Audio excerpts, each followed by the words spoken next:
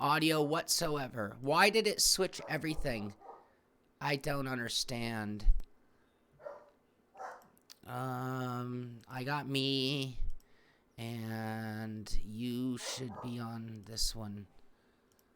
Test. You know, Good morning and happy Friday, everybody. Welcome to Beyond the Sim. I'm Shaun Cole, and I'm here with my co-host, Billy Strange. How you doing, Billy? Good. How are you this fine but quiet morning? Very quiet morning. It's not quiet here.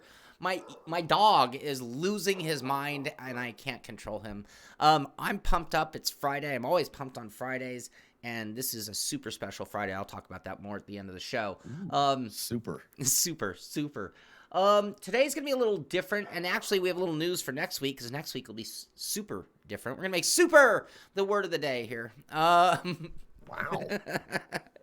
So, what have you been up to? What have you guys been up to? What's everybody doing in sim racing right now? Oh, let's see. What did I do this week? I'm working on that. I'm currently working on redoing the AI for the Australia Supercars this weekend. Pow. Is that what we're doing? Oh, my bloody knuckle, people. The Australia Supercars this weekend are at Barbagallo. I think that's how you say it. I don't think it's Barbagallo. I think it's Barbagallo. And so I'm redoing the AI currently. I just finished it. Now I got to do a video. I also did a video with the GT3 cars at Mid-Ohio and R Factor 2. And getting back to it, those cars, for whatever reason, I really enjoy in R Factor 2. The GTE and the GT3 cars, I really, those are probably some of my favorite GT cars to drive. The force feedback works incredibly well. I drove the AMG and at Mid-Ohio. Mid-Ohio is one of my favorite tracks. It just has a good flow. It's got elements of almost like a super speedway, but then you have, some of the most, I said it in the video, some of the most recognizable corners probably in North American road racing. So I did that. That was a lot of fun, actually. I didn't have the same issue with the AI there as I do at a lot of the other tracks. I'm not quite sure why, but it is what it is. And then, admittedly, kind of outside the sim realm, I've been playing a lot of the VRC Pro. Right. I went ahead and did a bunch of official races this week. Right now, you get so many attempts to do a qualifying run, and then you get so many attempts to do a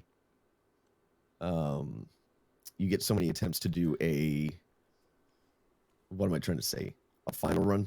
Right. Hold that thought. Let me redo your audio. We're getting that buzzing sound that we get periodically, so I think I have to unplug my headset and replug it in, if I'm not mistaken. Might be on your end to cycle. Hold on one second, Billy. All right, I should be back. Any better? We'll see. It was periodic. I was hearing it, and I was waiting to see if we saw it from anyone else. Sorry about the audio. I'm completely scatterbrained today. I've been running ragged for the last 24 hours, so I apologize for not getting everything together today. Well, Discord has also been going wacky on us. I'm still Is it still there? Yeah.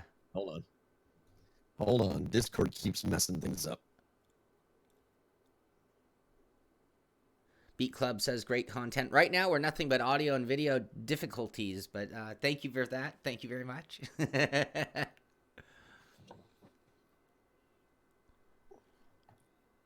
We're doing what we can to fix it. We got time. How about that?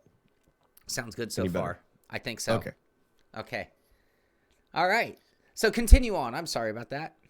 So anyway, I've been playing the VRC. You do there's official races with qualifying. You get so many rounds to do qualifying, and then when you're in the final, you get so many rounds to do, or so many chances to have a final run as well.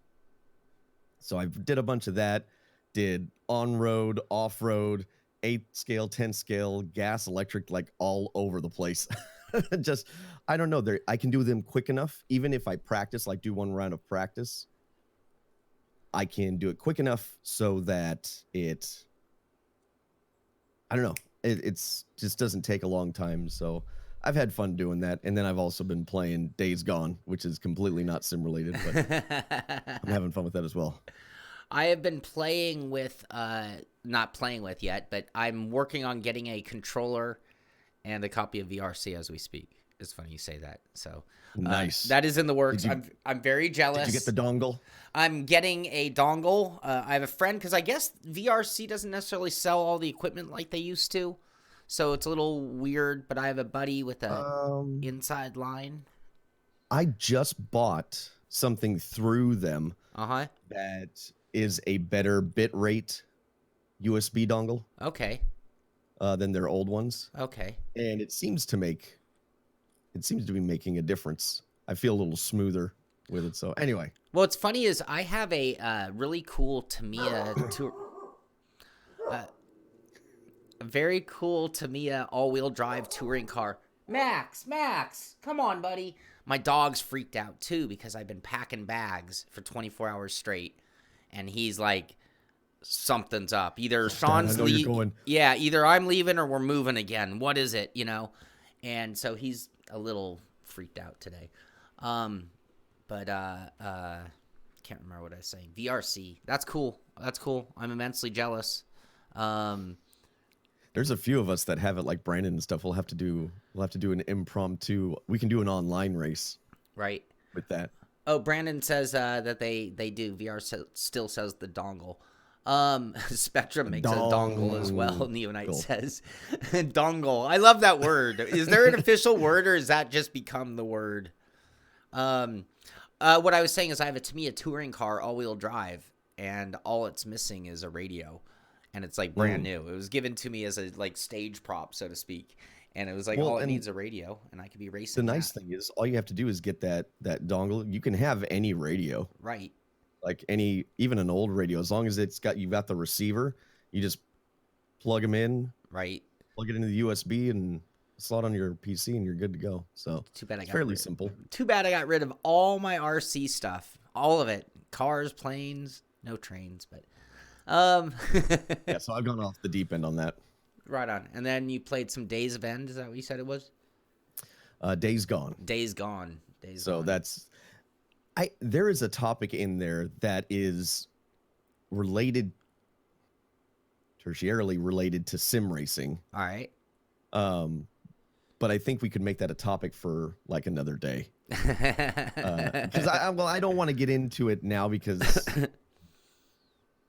A, it's not the point where we get into that stuff, but B, it doesn't really have anything to do with either. Right. So it's kind of like it just made me think of it. It has to do with review scores and how people review things. And the reason it made me think of it, just to give context, is it got not great review scores. It basically got like 7s from reviewers, right? But it's one of the best. Like the UK reported, it's like the best physical selling copy in the UK this year. So it outperformed Resident Evil 2. A bunch of these other ones that you would have expected it not to perform better than, because the review scores are so middling on it. So that's a whole another topic. I want to go down this road. Okay. So I think of that though, and I'm like, when they talk about winning championships, it's not necessarily winning races. It's coming in second or third every race and never having DNFs is how you win a championship, right? For the most part. Isn't 7s across the board sort of like the modern era in video game creation of doing exactly that? And the reason I say that is I feel like we get a lot of titles that hit a 9 or 10 in a bunch of categories, but then unfortunately they hit a 1 or 2 in some other critical categories. So despite maybe being one of the best sims you'd ever play, it doesn't work with controls, as an example. Okay. You know, and it's like, so where would you put that on the sim scale? It's gonna just be at the bottom because of it, you know, for what, and that's bad. I'm not trying to point fingers. I'm just saying so is that 7s across the board a championship winning effort despite going home with any of the trophies other than the big one? Right. So I guess we could equate it to the argument that I've made where sometimes a sim doesn't need to do something new. It needs to do things great. Yes. Or maybe even just good. Yes. To make me want to race in that more than maybe something else. Because if we want every sim to be the same thing, in other words, the argument is, doesn't have enough cars, we want it to do this. So the argument against ACC was, well, there's no official mod support for it. Not that it can't be modded. And it's only focusing on GT3. Why aren't they focusing on all this other stuff? And my argument has always been, look, if we always want everything to be the same, then what's the point of having multiple sims? It has... To circle back around, I think that's just where this kind of comes into play, is the 7s, 8s, 7s, 5s that this game has gotten, but basically it's flatlined it. I think Metacritic gives it like a 7.1 or 7.2, which 7 is a good game. Uh-huh. But you see how many copies it sold, and you see the people that are playing it just love the crap out of it. It has, for the most part, I think I'm like... I want to say 35, 40 hours in. For the most part, it has a really good story. I actually like the gameplay in it. Is it the best? No, it's not. But everything put together, I'm really enjoying it. So Right. I think when sometimes as reviewers, or I would say critics, is going to put me off on another thing. I don't believe reviewers are journalists. To me, journalists are people that do investigative reports and that kind of thing. So all these games journalists, they're really just critics and commentators. So when those people, maybe because they have to review so many things, get a little jaded, and so instead of looking at it as a whole, they start to break it down individually, just like Right. if we were to look at a sim and we start right when somebody sits there goes, blank and blank is the best sim ever, and we can poke holes in it. Right. Well, this sim over here has weather. This one doesn't. This Right. one has day to night transitions. This one doesn't. This one has a real road or road buildup. Right. This one doesn't. I remember back in the day when we used to use scoring scales, because, I've been doing this a long time and I've been through different phases. I remember your guys' deal for that. And it was really upsetting sometimes because you get to the end and you'd add it up and you're like, well, that's not fair because it's way better than that, or it's way worse, and it was like, if you just go by, and then that's when we started calling it a weighted scale because we were trying to add value to certain categories to prevent, but it didn't necessarily prevent such things. And you do a review and you're like, that's just not fair. It's far better. And maybe that's because the sum of those 7s didn't rocket it up the list, but it actually was this really well-rounded game. And yeah, I can see that happening. I mean, that's why I kind of refrained from using scoring systems. Also, I think you use the word jaded, and I think one area that we can become jaded as critics, I like that you, is that certain categories might carry more weight in our own heart, but not necessarily be a factor to everybody else. So that's when I was like, well, my job as a critic isn't necessarily to give it numbers, because now I'm kind of giving my agenda. But the best job that I could do as a reviewer is to give them as much facts and information and some of my thoughts so they know where I'm coming from, but enough that they can make their own decision with or without my thoughts, rather than getting hung up on numbers because they're not necessarily reflective. So. I like Neon Knight said, let's put it in the rev scale. Yeah, the rev scale, that was one too. Yep. Yeah, we went through so many variations. Well, and I think over the years, having watched you guys and then some of my other people that I look to for review scores or just impressions, really, I've kind of learned myself, at least I try, to, for example, force feedback. I just try to say, I'm hoping that people take into account what I usually talk about force feedback, and that's why I give a caveat. Look, I don't run super strong force feedback. I'm not a force feedback connoisseur, but here's what I'm getting from it. And then you can make a decision whether what I'm describing is up your alley or not. Right. Here's how the way the cars drive. Here's how the way the graphics looks. I don't sit there and say, I score a car at a 5. I score force feedback at a 3. They're ambiguous and arbitrary numbers to a degree. Yes. So I don't know that when I say 3 could be, it's okay. To you, a 3 could be, God, that's awful. Right. So I even when you look at frame it. Go ahead. No, Well, go ahead. Even when you look at like one category, graphics specific, some people have like their pet peeves in graphics that other people might not even notice. Or same thing on audio. I mean, it's like when you get into the certain categories, and I say this about sim racing, like we're all here for different reasons. Some people like to race, some people like to drive, some people like to tune, some people like to paint. We all have different reasons for being here and different things that immerse us in what we're doing. And for some people, the force feedback might be the number one feature in their immersion. And for others, maybe it's the graphics that really does it for, and it's like, as a critic, it's really hard to know how everyone's going to perceive it, and break it down for them. And I mean, now the world needs critics too. And that's why I think you find critics that you maybe share common opinions with. So if I'll use movie critics as an example. You watch their reviews or of a movie, and then you go based on that. And then if you disagree with them, you might no longer take their opinion. But if you go and they consistently like movies that you like, well, then you're going to continue to value their reviews. Anyway, all right. Well, cool. Couple comments here. I like. Pelican, all I want is an honest review, whatever the game. I hate when a reviewer calls an arcade game a sim, though. And then Devin says, I think I'd agree with a lot of the big reviewing companies, but with people like Shaun, yourself, in sim racing and Digital Foundry. I really like Digital Foundry, by the way. They do really good stuff. In the console space, I'd consider their reviews more. And they just don't do console stuff. They compare like tech specs on when a game goes through a PC. I mean, when RTX came out, they were doing all their RTX tests and everything. I really like Digital Foundry for that.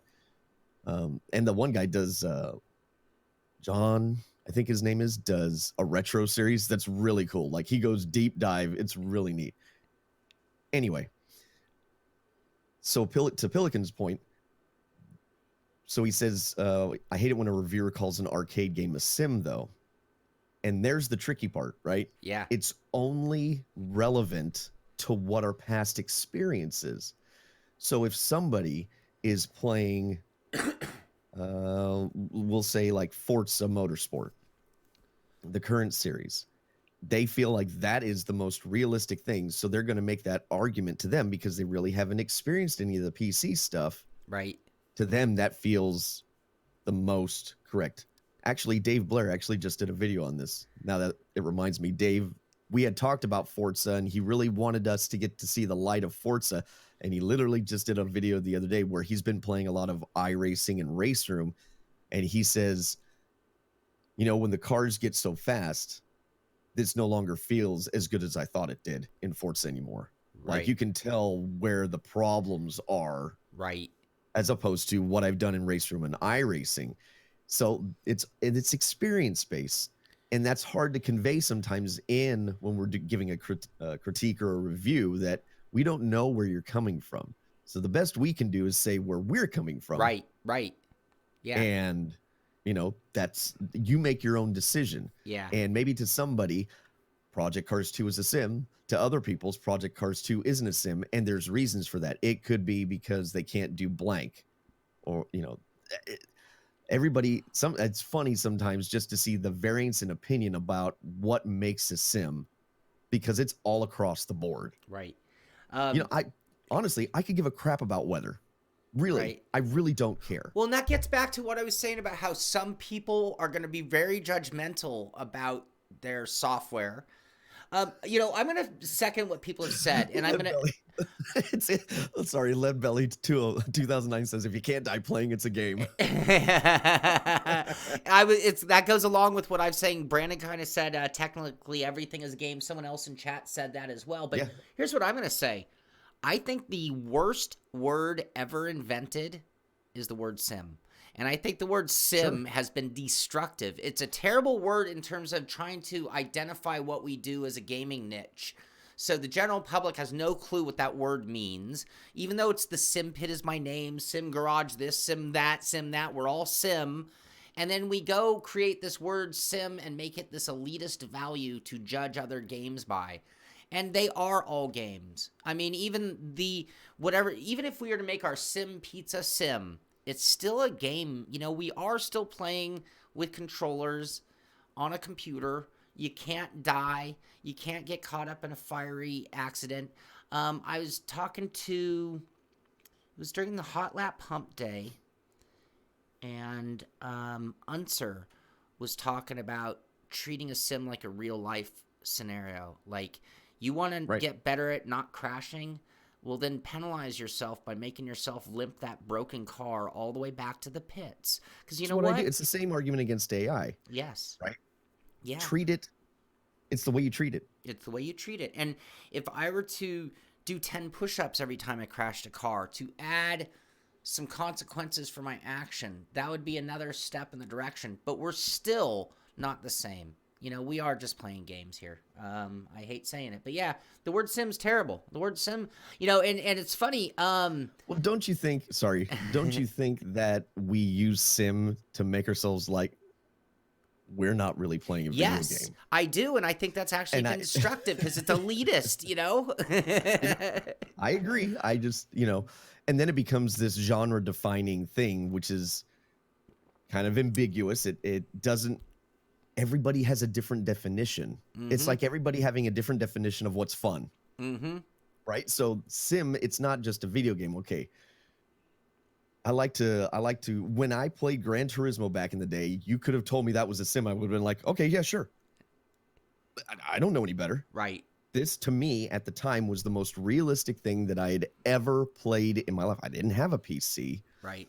And now, as it goes on, you kind of realize, okay, things are oversized. Like if you look at the relationship between buildings and cars and the physics, the way that it's a car PG. That's what I call them, car PGs, is because you can invest in cars, get different cars, right? Okay. So that formed my opinion from then on. And over time, it's become something else. I still love to play. I'm not kidding. I play the original Gran Turismo every year. Right. I fire it up. I have a PlayStation 3, the fat PlayStation 3 that'll play the PS1. Actually, I think the slim ones will play that too. I think it's the PS2 that the newer ones won't play. Doesn't matter.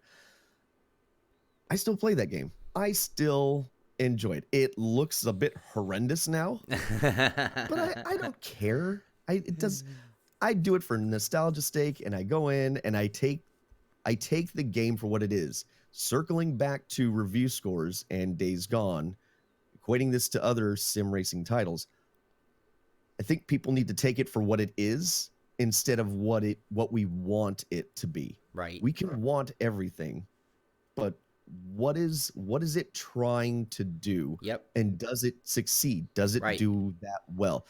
One of the arguments against WRC7, not just one, but one of the arguments was, well, there's no historic rally cars in there. It's a modern title. Right. They were not trying to put historic cars in there. Right. So you can't knock it against not having. Now, sure, we could wish. Sure. But if you're going to knock that title for not having historic cars, then that's not fair because that's not what the title set out to do. No, and like when Codemasters added historic title cars to various versions of the F1 series, it was sort of like icing on the cake. It wasn't what you'd expect because here's your blatant Madden sim emulating F1. You know, so, you know, it was just extra, you know. Billy Strange Pog from Jimmy Broadbent. Oh man. I moved that we changed the name of sim racing officially to motorsport gaming. You know, that's what it is, you know. The sim is so much shorter though. Yeah, it is. It is. You know, and a lot of people say that it stemmed from or came from like flight simulators, which you could say existed before driving sims. in terms of the PC market, I think you could say that. And sure, we are simulating, right? I mean, I understand how we got here. It's just I wish somebody better at marketing had been there in the early days before it became the word. So Right. Again, hello to everybody in chat. If you got anything, just add us. We're trying to do our best. Right now, everybody's got such good conversation going. We're like bouncing back and forth between, but everybody's got differing but similar thoughts. It's kind of funny because everybody's got a little bit, right? Everybody's got a little bit different definition of sim. Do we want to keep sim? Do we not want to keep sim? Jimmy's mentioned pogs and Gonzo wants thoughts on ACC. I don't have it yet. Haven't bought it yet. Sean's played a little bit of it. Yeah, too early. I'll wait till May 29th to give you my thoughts on ACC. So, okay. So since we're on the topic of, God, derail this show. We're still on just what have you been doing this week, by the way? I know. Just. But since we're on the topic of review scores, how do we score something in early access? Because there's a reason I haven't touched ACC or Kartcraft.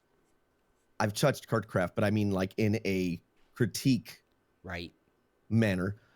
There's BeamNG, which a lot of people really love to play, but that thing's in early access.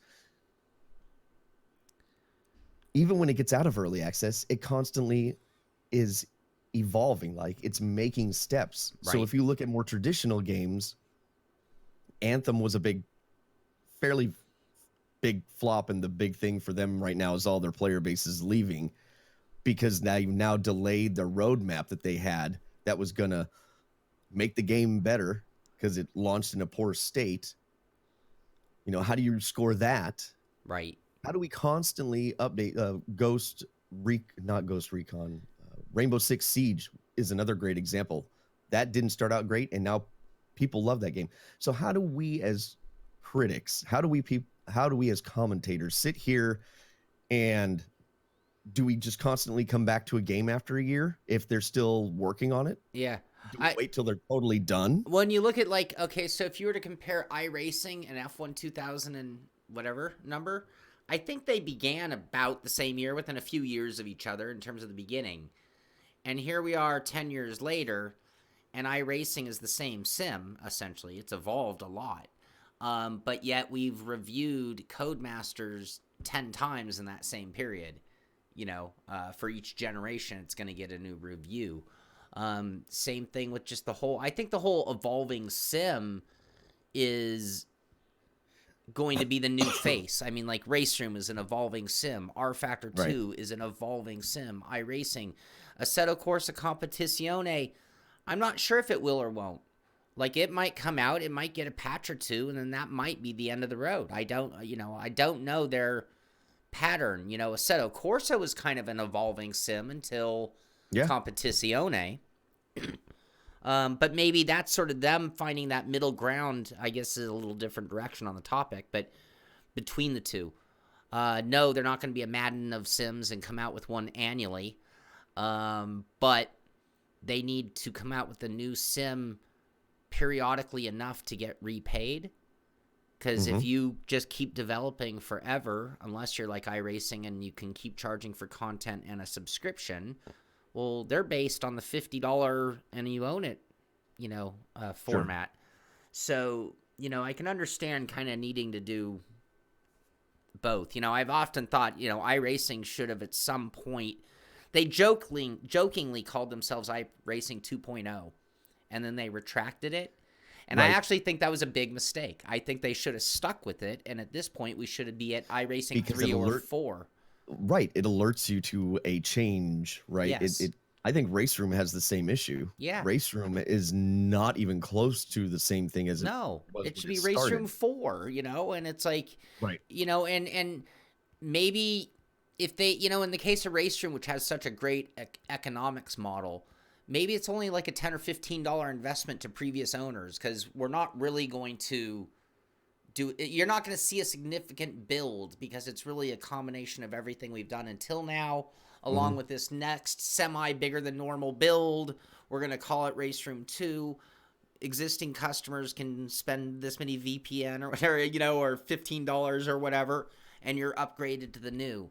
In the case of iRacing, I think theirs just needs to be marketing. I mean, their pattern of updates is so consistent, and Sure. they're not huge leaps, so you can't really be like, oh, this is the one we charge for. And they don't need to change their pricing because they're on their own economic plan. But they do need it for the branding and marketing purposes, I think. Got a couple comments here. Scott Winterstrom, hey Scott, asks Scott. Sean and Billy, why don't you guys race in VR? And then Jimmy makes a couple of points here. Are there any big sites, reviewers that actually sim race? Because I swear every sim scorer scores a 7 or an 8. And I don't talk about this, so why don't you tackle that one first? On which one, the VR? No, go ahead and talk about, because you've had opinions about the big review sites and sims. I mean, I don't even think a big review site's done a review on iRacing. No, they wouldn't. It would take far too much don't effort. know how. It would take too much effort. They'd have to become journalists almost, right? Investigative journalists. No, I think the industry has changed a lot, and that there is, whether it's said out front or not, there's a lot more coordination between review sites, the big review sites. Let's use IGN for an example today. But big review sites and the companies. And it's like IGN is dependent on those companies to give them first and super early access to anything and everything so that those sites can thrive and be monster sites that they are. Yes. With that comes sort of this unstated agreement, hey, we're not going to totally trash your stuff. So you'll get the sound bites that make it sound terrific, even if it's a mediocre thoughts, but the title will, fool you into thinking it's the greatest game ever kind of stuff. And I think you have a lot more of that shenanigans going on at the high end. Then when you get down into the guys who are just doing it for themselves, I think, there's a lot of honesty and integrity. I think that's why a lot of the solo reviewers, solo streamers, whatever, I think that's why they do it, because they want to be uncuffed and be able to just say it like it is, why yourself and Darren did what you guys did, isn't it? I mean, there was really nothing that pointed people in a direction for either hardware or the software side of things that said, hey, this is good, this isn't, or even this is an opinion that's in a more public format than rather some message board somewhere that a bunch of people won't get to see. Right. And I think the industry has changed also in that, going back in time. Like if you were to look back into the days of Inside Sim Racing, well, we were kind of the only game in town. I mean, like, again, to put it in perspective, Google didn't even own YouTube yet, right? So we're talking, the dawn of internet popularity, and to what we're talking about today. I mean, not like the dawn, but those companies needed that show really badly, because there was no opportunity. Like, they could start a website, but no one was going to find it, kind of thing. And they really needed that show. Now, Darren and I, and me to this day, kind of had it, if it's crap, let's not review it policy. Like, we don't need to fair enough shit where we eat, so to speak. So rather than get a reputation of trashing things, it was like, well, let's just review the things that are at least mediocre and better, and then that way we can kind of be showing things that are worthy of being bought. Well, the industry has changed, because now that YouTube and Facebook and these marketing social media places are so huge, all of those companies have converted what used to be a standard PR guy putting radio ads and magazine ads, and converted them into a social media manager. At which point, now that they can put out their own content and the popularity of people going those route, they've been able to bypass getting some honest opinions by doing it themselves, by not having to put their product out there except for very controlled places, So it's a lot of things have changed to create where we are today, which I think is very different. I mean, you think even 10 years ago, a site like Consumer Reports was critical. You wouldn't buy a toaster oven without going to Consumer Reports, Right. That was the normal. And it's I don't even know if Consumer Reports is even in business anymore, because those companies don't need them like they used to. So why send my toaster oven that may or may not work in their hands when I can make glorious videos of it working to perfection.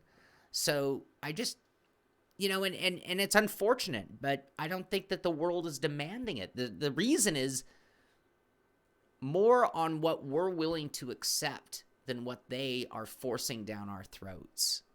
Because if we said, no, I want Consumer Reports, then they'd still be very successful. If we said, no, I don't need IGN and they're not paid, and it is sometimes even paid, you advertise, so now we're going to give you front row or preferential treatment. And now, before that's how Giant Bomb got started, was that whole thing with the Kane and Lynch deal where right.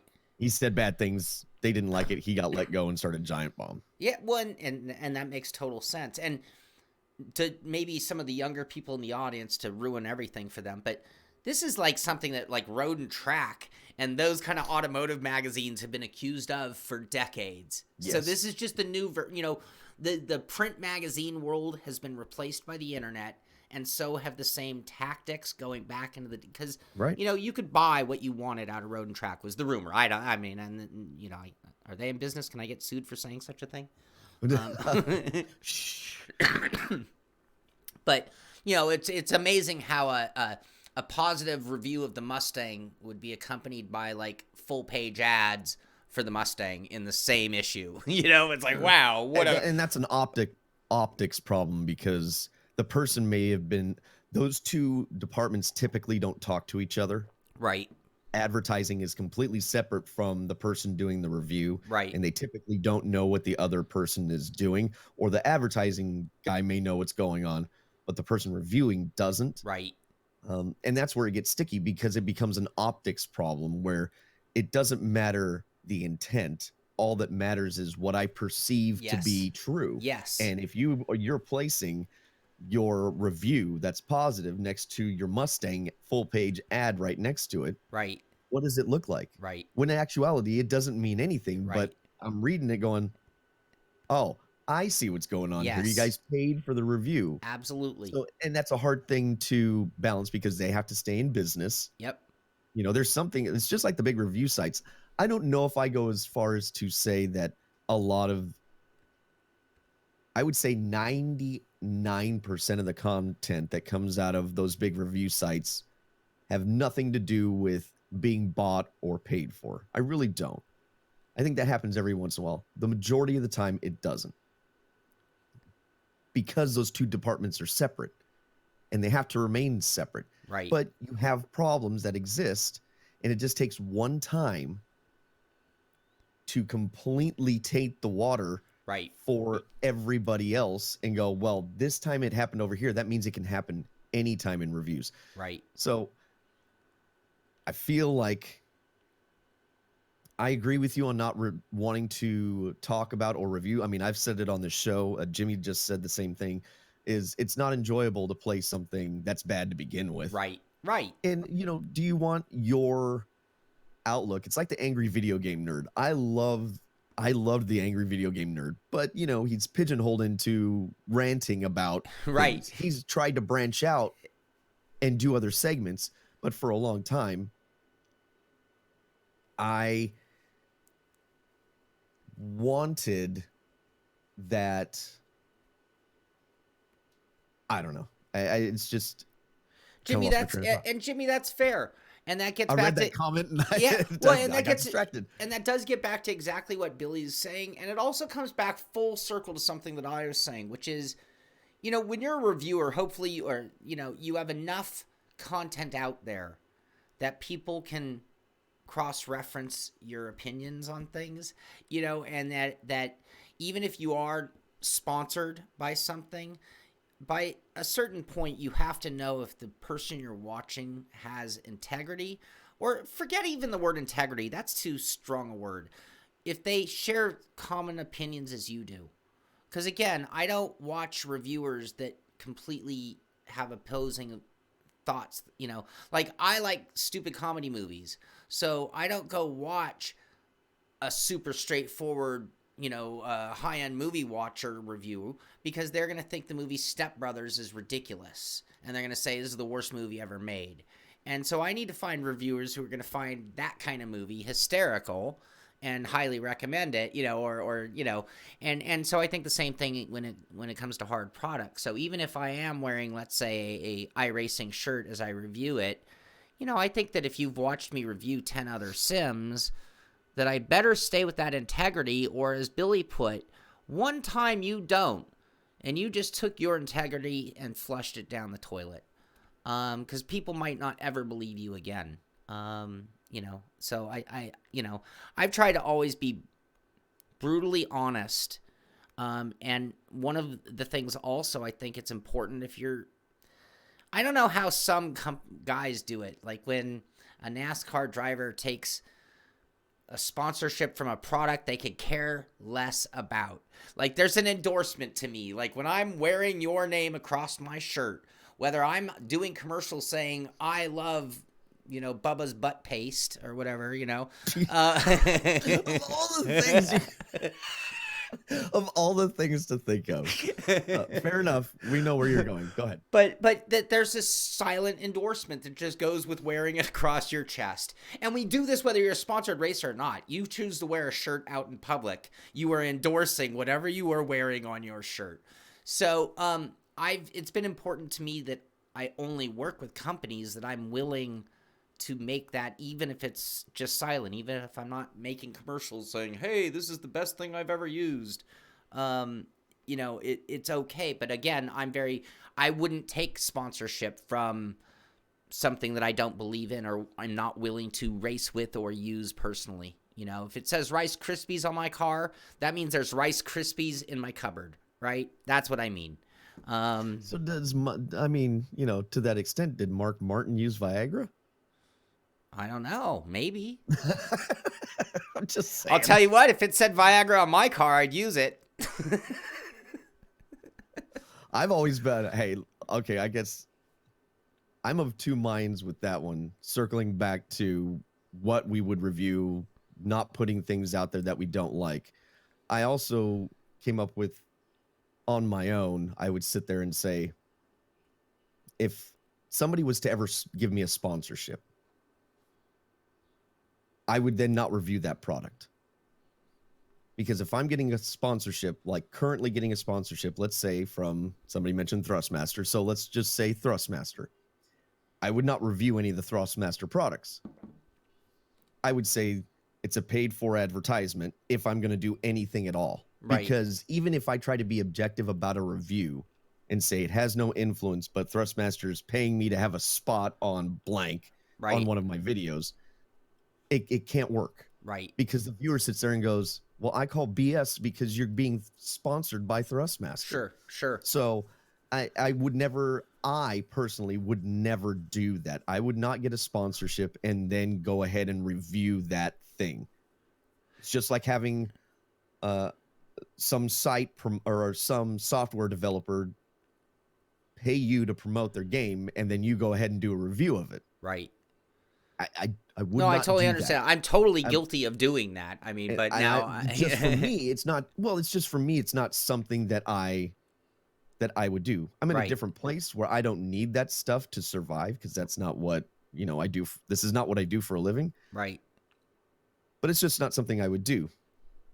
Likewise, I think that if somebody is going to send me something to review, I then have an obligation, whether I like it or not, to review it. Right. And go ahead. If it's of my own accord, if I purchase it and I decide that it's bad, I won't do a review because there's no reason for me to highlight something that's terrible or crappy. So, yeah. I understand. And in a perfect world, I think I'd do that. I think that I think in reviewing, it's just kind of different. And that's different than, like, let's say, automotive sponsorship. If sponsoring a race team is a little bit different than advertising or sponsoring. Well, sponsoring a sim racer is one thing, but the minute is a reviewer, it is a little different. And I think that any time that I've reviewed a product that was made by a company that sponsors the show, I think I've been pretty forward about that information. so, keep in mind, at some point I'll say, keep in mind they are a sponsor of the show. And in the case of like the R seat specifically, like when I reviewed it, because they'd been a long time sponsor of the show, I kind of went out of my way to find some cons to make sure that people knew that I wasn't pulling any punches whatsoever. And it's like when I talked about a wheel deck wiggle, it's like, I don't know if I normally do it, but I always like had a close up of the wiggle, like this is how much wiggle we're talking about. But I too do totally agree with you too at the same time. And it's just in a small industry, it's kind of hard to avoid it. It's like you almost have to have zero sponsorship or not do that. But I tell you what, I've always had a dream that my sponsors wouldn't even be from this industry. Like, I mean, I've always felt like it's just a matter of time until like McGuire's car. You guys had that Tamiya sponsorship for a while, and that was the best sponsor ever in that respect, because there was no perceived even bias, which I'm jealous of, by the way. It was and that's where I got that RC car I was talking about. I'm still friends with Fred Medell, who it's like so he's big at Tamiya there. And he watches the show from time to time, avid sim racer. That's how we. Funny enough, I met Fred Medell of Tamiya through Inside Sim Racing, obviously, and then we kind of like became friends, and we were talking backstory.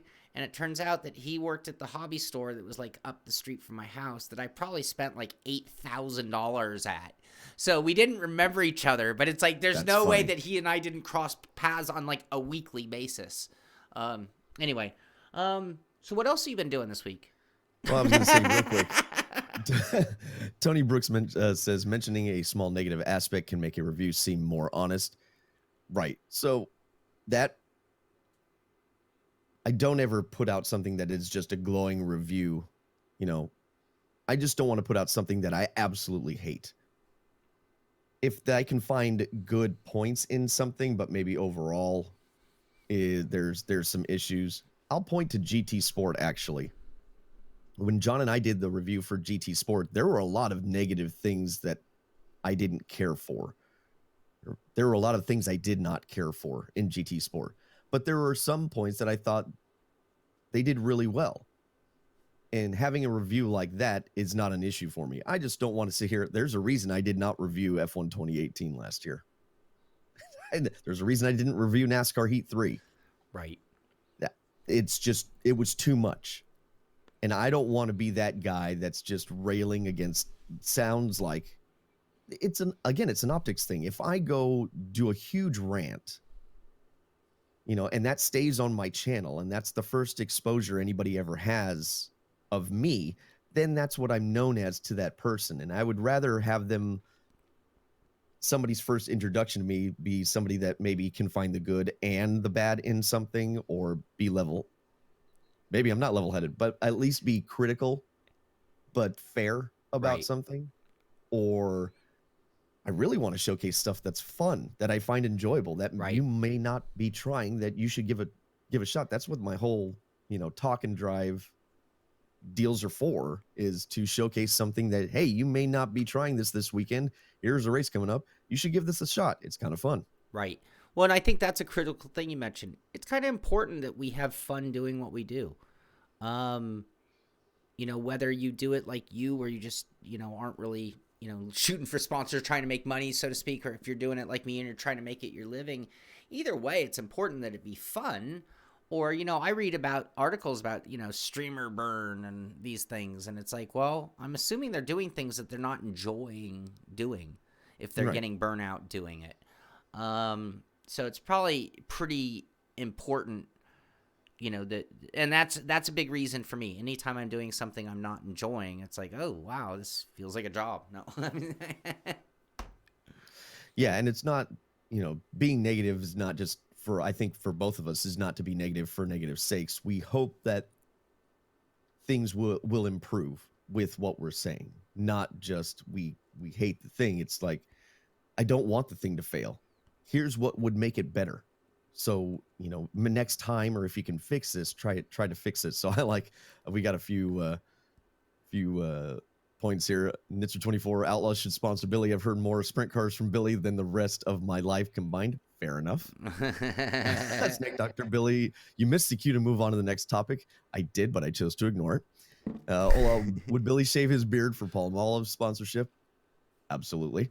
I can be bought that way.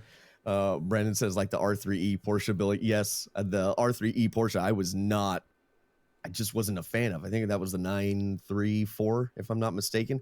It looked nice, but I don't know. It felt odd to me. But I did not get a nice reception from people I will not talk about for that one. Yeah, absolutely. And Brett makes a point, without negative reviews, how are things supposed to be improved? We covered that. So yeah, fair enough on that as well. That's all I've been doing this week. How about you? Oh, me? Nothing. Yeah, nothing. It's been a quiet week. No, what have I been doing? I got a Podium DD2 this week. That's what I've been doing. Been testing the wheel. Earlier you were talking about early access, and I almost feel like, despite paying full price and waiting forever, that this is like early access to a wheel, because I feel like, well, we know they had a software suite to be named later that wasn't delivered with the wheel. So I think there are things that we can control and adjust beyond the normal tuning menu. That's part one. Part two, this wheel was done in such a controlled environment. I don't think they had a lot of people giving thoughts and opinions and tuning, and I think there's more to come. And so with that, I feel like I have early access. Mine may or may not have had a grounding issue. I grounded it, and I'm no longer having the issue. But I'd try for 24 hours, and then it would come back. And so it's like, I'm not willing to call it a problem or a solution just yet. But, I just feel like it's early access. So a lot of people are like, oh, how does it compare? And I've said this a million times, so I don't want to give the long version, but I'll give the short version now. But it's like, my Bodner, I spent years getting it tuned and perfect. So my last memory of that wheel was perfection. My sim experience, I've been using it for 6 months, getting it tuned for every car and track and everything, and it's just running perfectly. So my last thoughts of that are in its best light. This wheel is still missing some software. It might end up getting another firmware update, and it might get another, even just a major driver update very quickly. I'm not talking about 6 months, but I'm expecting things fairly quickly. So I'm like, I don't think I can even get this thing running in that best of light scenario right now. And until they do their changes, I'm not sure. Sorry. It's kind of an important day. I didn't even see who it was. It's kind of an important day, so it's like I'm kind of like edgy about what might go on. And right now I'm in that beginning phase. And when you're talking about a monster horsepower wheel, so I think this is even more critical when you're talking about huge motor wheels, it takes a little longer to get them dialed in. And so, again, it's kind of uncomparable at this point. And people are like, oh, so I did a bunch of videos where I'm just talking about driving with it, letting people see it in action so that they can hopefully formulate their own opinion without it being, so to speak, a review just yet. Yeah, Jimmy's asking you about your potential. Yeah, Jimmy, I'm not ready to point a finger yet, but I have experienced an audio problem where when I run that wheel, the moment the sim starts, so I can watch YouTube, no problem, but the moment the sim starts, it was digitizing the game sounds, just like robotizing them a little bit. And then I did a bunch of wiring change and changed some audio settings and things, and it was cured for 24 hours, and then it came back. And then I put a grounding wire. I'll tell everybody, because if anybody has a DD1, this might help if they're experiencing the same thing. But I did put a ground wire, and I'm going to tell you exactly what I did, because there are a bunch of different ways to ground things. I put a grounding wire. I just took a piece of wire. Literally, I took an extension cord and cut the plug off of both ends, stripped the wire down, stripped one end, and wrapped it around the front bolt on the Fanatic wheelbase. Took one of the screws that was holding my power supply into my computer, because my case is so painted, there's no unpainted surface. So Mhm. I was like, okay, well, then I'm going to go right into that bolt because I know the threads are in metal to Yes. metal. So I wrapped it around that one and screwed it back in. Problem has been solved for 3 days since. So I think it's solved. So anyway, podium. I've been playing with it in iRacing. I've been playing with it in Project Cars, R Factor, Raceroom. But actually, I've had the best experience so far in Raceroom with it, which is no Nice. surprise because they have great force feedback. Yeah, I really like. Yeah, I've I been agree. doing the VW challenge at Northside. So some congratulations and some shout outs. Number one, Austin Oganowski. I'm going to pat him on the back because when I was running, he was like number 4 on the board. And like thousands of people have run this competition. So that's awesome. He gave me a setup. The best I could do was like 280th. I gave it 2 tries, 2 attempts. Got up to like 280th. Want to congratulate Gamer Muscle because he beat me by a little bit. And Jimmy apparently is one of 60 people who broke into the under 6-minute mark. So congratulations, Jimmy, on that. And so I've been doing a lot of that. And then I freaked out and panicked Tuesday thinking, oh my God, I'm running Lionheart Racing Series at Belle Isle, which Belle Isle, in my opinion, is maybe one of the hardest tracks to drive. It's not, yeah, that one's not easy. It's a nasty track. It's very fun. One of my favorite tracks to drive. Very difficult to drive and really difficult to push without. Is that where that's where the guy looped the Corvette? Yes, sir. Yep, and you know why? It's so easy to do right there. I was just thinking of that damage video from iRacing. Mm-hmm. So, turns out my race isn't for a few weeks. So, all my panic training was for nothing. But it was a good opportunity to feel a completely different car scenario in the wheel. What else? No, it's just been podium, and trying every sim I could possibly throw at it. Do you think if you can separate yourself enough? And, I have tried, I believe, if I remember right, I tried the older version of the AccuForce a while ago. Uh-huh. I had a buddy that had one locally, which is very rare to find somebody in my area that actually does this stuff. But on a chance meeting at a go-kart track, funny enough, that I talked to a guy and he's like, oh, I've got, I think it was a V1, if I'm not mistaken. And I went and tried it. So I'm curious, because I know myself what I felt in trying a direct drive for the first time. Do you think somebody that had a standard belt-driven consumer wheel without the software stuff that they said would or should be out, whatever it is, for the new podium series, they get the podium, they put it all, get it all hooked up, drive it without the software, do you think it is still a substantial difference between a belt-driven, like even a nicer belt-driven wheel, let's say like a 2.5 or a TSPC race or something like that?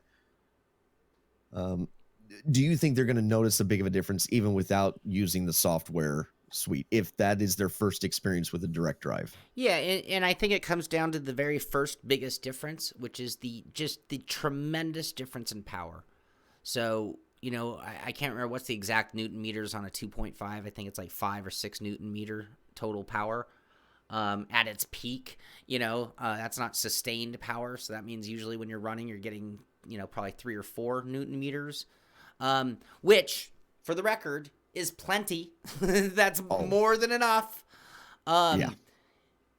You put a direct drive wheel in, and for your first week, you're doing nothing but turning everything down, because it is breaking your hands, breaking your knuckles. That was the big joke of the day. Yeah. That was one crash in Raceroom with like 10% force feedback. It's like, the numbers that you run are astonishing low. In the IndyCar on iRacing, I had to turn it down to right where I was with my botter, like 1.4 to 1.8% force feedback. It's just like ridiculous how light you need to run them to get them in the ballpark of what I'd say a 2.5 puts out. So that's the first unmistakable difference, that with or without enhanced software, you can't even ignore it. The other one for me is the main reason I love direct drive wheels is not the horsepower. It's the refinement. In a belt drive, in a let's just face it, in a $500 conventional belt drive or gear drive wheel or $700 base or whatever, there's just a hint of flex. You know, the base itself can be flexy in the case of some of the cases. The shaft can be flexy. The quick release or however the connector is can have just, and so the end result from bolting where it bolts to your rig to the tips of the rim where you're pulling, there's just a little bit more flex. And when you get into a direct drive wheel, if you buy a decent wheel rim, there's so little because there's none out of that base, zero. There's none out of that center shaft, zero. So any flex you do have is exposed to the connector or the rim itself. And all of a sudden you're like, oh, wow, I thought that rim was strong. And it's like, no, all that is in that tri-spoke you're flexing, you know.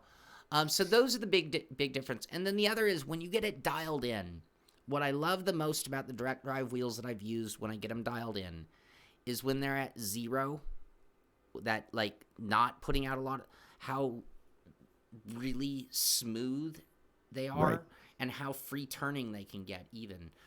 Where like if you're doing a super rally crisscross on the wheel, you know, I love G29s. Why? Because I can do that as fast as I can move my hands.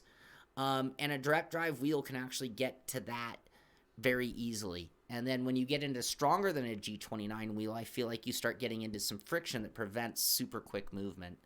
So those are the things without software that I think are just, and I'm not singling out a single. I think that the moment you drive into it, get to a direct drive, that all of that goes with it across the board. So it doesn't matter if you're talking Bodden or Sim Experience, Fanatic, OSW, you know, I think that it's just a big difference in that motor. They're really amazing motors, and that bearing or bearings they have are you know, built for millions of miles, so to speak. You know, it's an industrial motor, and they cost thousands of dollars.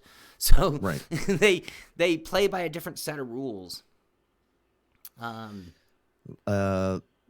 Yes, we know. Shaun was making a generic statement about the 2.5. Everybody, it's it's not exactly 6. It's people are saying 7, 8. It's somewhere in that neighborhood. The point was not the specific number. The point is that in that realm, it's plenty. Let's see. Neonite swapped from a T300 to the DD, and to him the difference is staggering. And then Cranky Pants are the subtleties far more pronounced in a direct drive wheel, as in night and day over a belt driven wheel. See, I have a different. People don't like it when I say this. I have a little different feeling about a direct drive wheel. And number one, I've always said you don't need a direct drive wheel to be fast. It's more about immersion and fidelity.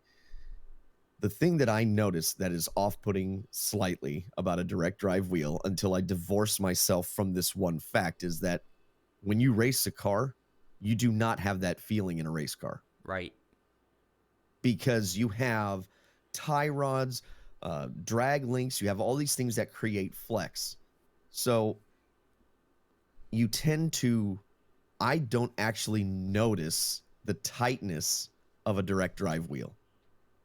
I don't pay it because like my T300 or the TSPC racer that I use, or when I had the original Club Sport, you adapt. You don't think of those things. Right. So when I tried a direct drive wheel for the first time, my brain didn't go, oh my gosh, everything's so tight, and the things that I noticed was the smoothness and the amount of little information that I was getting. Right.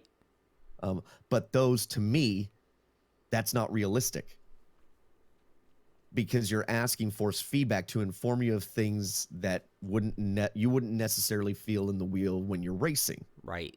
Because when I'm racing a real car, I don't feel all those little tiny things. Well, and the other thing that I've said, you don't pay attention to that stuff. I've also thought, and I'm not talking crashes here, I'm talking like curb hits, and even some of those tank slapper moments where you're feeling the total transition of weight in the car. I feel like direct drive wheels actually hit you harder and faster than a real car does in terms of by the time. Well, and they're also less forgiving. Yeah, and that gets back to what you were saying. Well, in a real car, you actually have all of these factors from the moment of tire contact to the ground to the moment of touching the wheel. And it's like you've got tire flex, rim flex, caliper flex, hub flex, and even at racing components, they still at those G's are flexing, tie rod flex, and tie rods don't even, it's not just flex, but just like the way they twist just allows the hint of movement in the system. Then you got your steering rack. You've got a yoke usually in the steering rack, between that and the steering wheel. And it's like all of these things are, they're tolerances in the world of construction. It's like you couldn't make this perfectly square because you have this much tolerance in the system between here and there. And you have none of that in a direct drive wheel. Yeah, there's an inherent flex already there. Yeah.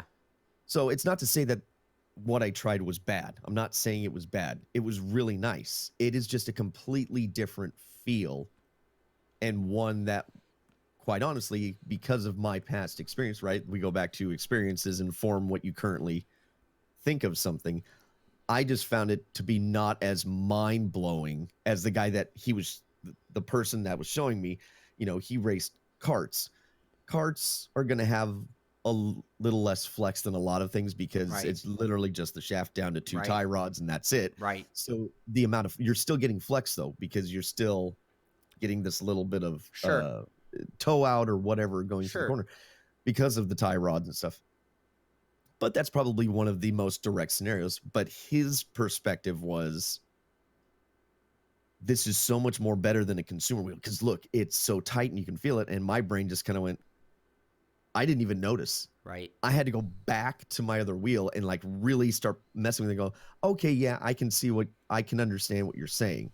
But because my brain went into race mode and just kind of went, it is irrelevant to what I am doing. Right. And until I divorce myself of thinking about it from a racer's perspective and more from a sim racing perspective, that's where the inherent value comes in. It is a good product. These are good products that do something really, really well that for the most part, for those that either want it or have the money for it, they're really going to enjoy, I think, regardless of which brand you choose, what the scenario is. A direct drive wheel is going to give you a more secure feeling. Is that a good way of putting it? Yeah, I do, because I think that instant part that is a con on one hand is also a pro in the aspect that it becomes so reliable because you know exactly what it's going to do at every moment because it's so exact in its delivery. This might blow people's minds, but I think honestly, like the best wheel on earth might end up someday being, funny enough, a belt-driven system that goes back to a direct drive motor. Because even though if you want light force feedback, if the software is really made to utilize it, you could have, like, I'll give you a great example. I've driven cars that are very easy to drive on the track because they're very light in the wheel, whatever. But if you crash that thing, all of a sudden you'd feel the same maximum value force feedback as any car on earth, right? Because now you're talking about not what it takes to drive the car, but what it, when the wheel hits the wall, that's a different level of force, Right. Oh, yeah. So I think that someday we might actually see things evolve to where it's a belt driven off of a direct drive wheel in order to have from 0 to 100% force feedback range, and still maintain a smoothness, to create that lightest force feedback. Sure. And now with the belt drive, you actually have some of the dampening that would actually be happening in a real life car. It'll reduce that instant impact part. But now again, you can maintain some of the fidelity. You can maintain and increase things that maybe you wouldn't feel in real life, but you do want in a sim, like some engine noise or road noise that you would, those are the things you're feeling in the seat of your pants, not in the steering wheel of the car, right? I mean, certain bumps you'll feel in the car's wheel, but but I understand that as sim racing, we need a little more livening up of our scenario, because if we went back to a TSW with just springs, it just doesn't feel real at all, right?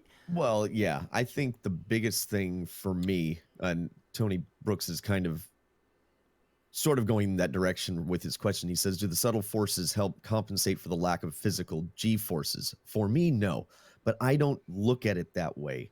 I don't need the force feedback, in my opinion, telling me what the car is doing.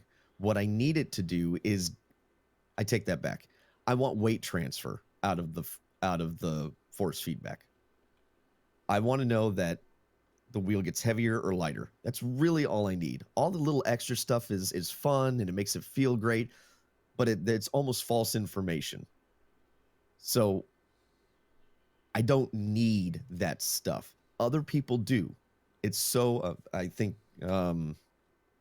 Spatial said it's force feedback is such a personal preference that it's hard for me to tell you that anything is wrong, what anybody's doing with it. Right. And if you're a person that needs, I'm not a person that needs the wheel to help me catch a slide. I don't need it to do that. I don't need it to do any of those things. But some people want it to do that. And that is perfectly fine. If it is available to do it, then take advantage of it. Sure. And if it So helps if you, want it to tell you, yeah. You know, and again, you hit it on the head there when you're talking about it being a personal preference. And, you know, it can sound like a cop-out at times to say that, but it's so true. You know, and it's like some people do use it. And some people will swear by it and the need for it. And others, like, and again, I dare say, I think a majority of aliens do not want it. The other thing is, I even think in real life when people say seat of the pants, I'm going to piss people off when I say this. I don't think they realize how much of that seat of the pants isn't seat of the pants, but it's a combination of all of these things combined and your brain. Yeah, it's all your senses. It's brain, not seat of the pants. It's what you're feeling in the wheel, what you're seeing visually, what your brain knows because it knows what you did 100 laps before you, but you did something different this time. So whether you felt it or not, you know the ass is going to kick because you were late to the break and you stabbed it, you know, and so it's like, I think that we all have a variety of factors that we use. It's a giant calculation going on in the brain. There is some internal G-force stuff that is the seat of the pants part, I think, that people talk about because you can feel the accelerated movement to the rear end of the car. And when it goes too fast, you're like, that's trouble. You know? Mainly what I equate to that is the bite. The bite that the back end of the car has. So when in a sprint car, it's really big because it loads and unloads so easy. And so you can feel when the car digs. But I can feel the same thing with a kart when I'm doing road racing with the kart. You can feel when so that's the only, to me, that is the only real sensation that I am missing from sim racing because, and David brought it up because he used to race RC cars. We can race RC cars just fine without any kind of force feedback. Right. You know, want to know what's in the freaking wheel? Right. Is a spring. Sure. And no one's ever asked for it. No one's ever asked for it. So what we do is we sit there and we look for all these visual cues. And I would tell you that if you want to really get good, is to try running without force feedback so that you pay attention to the visual cues that are on the screen. And then when you go back to force feedback, you'll get even more out of it because you're not relying on the force feedback to tell you information. It is enhancing the information that is already being given to you. Yes. That's my feeling on force feedback is it's great. It works really well. I do not want to run without force feedback. Right. But I'm telling you, there's a reason a lot of those guys turn their force feedback way down or don't, or like the Oval guys don't hardly run with any at all. Right. Now, because it's a different discipline. They are looking for something else. Now, I personally feel like, and I completely agree with you 100%, by the way, and getting back to the whole how it's different for everybody, I actually feel like there are times where I get the ass end kicked out on a car in sim racing, and I will actually be like bouncing or balancing the wheel pressure against that spike to know how much to use to save it. So but again, I think that there are so many combinations. Like you said, if you will learn something by turning your force feedback, because then you'll realize that your brain is processing that change in degrees. So when you're doing a corner, you're changing the degrees of your view, right? And when that view is changing at a faster rate than it did, again, 100 laps you go by, and all of a sudden it's changing at a much faster rate, Exactly. you know what's going on. Your ass end is coming around. Or if it's not changing, you know you're going to hit the outer wall because you're fighting understeer. Without any feeling whatsoever. Well, yeah, and it's recognizing the visual cues that are happening.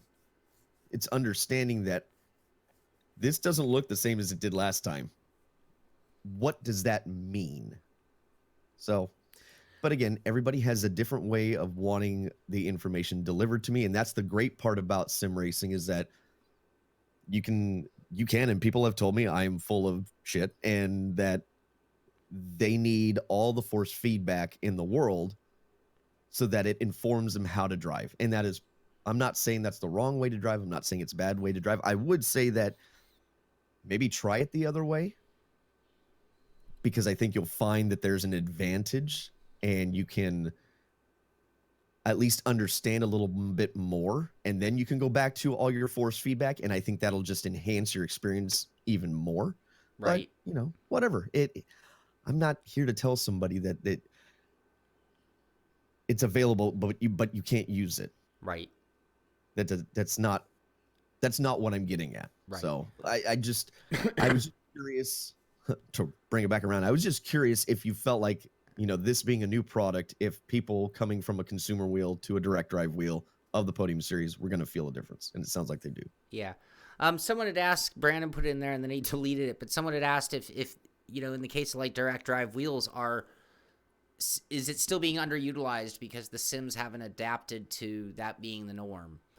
And I think to an extent, yes, there's truth to that. And at the same time, maybe not so much. But like, I remember when Fnatic changed their force feedback values because they were able to free up the mechanisms inside the wheel.